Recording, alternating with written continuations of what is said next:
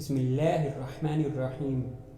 سردی کی رات بستر سے اٹھ کر نماز پڑھنا۔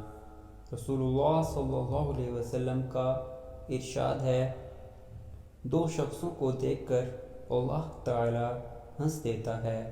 ایک وہ شخص جو سرد رات میں اپنے بستر اور لحاف سے اٹھ کر وضو کرتا ہے، پھر جب نماز کے لیے کھڑا ہوتا ہے تو اللہ تعالی فرشتوں سے پوچھتا ہے، میرے بندے کو یہ تکلیف برداشت کرنے پر کس چیز نے ابھارا ہے؟ فرشتے جواب دیتے ہیں کہ وہ آپ کی رحمت کا امیدوار ہے اور آپ کے عذاب سے خائف ہے۔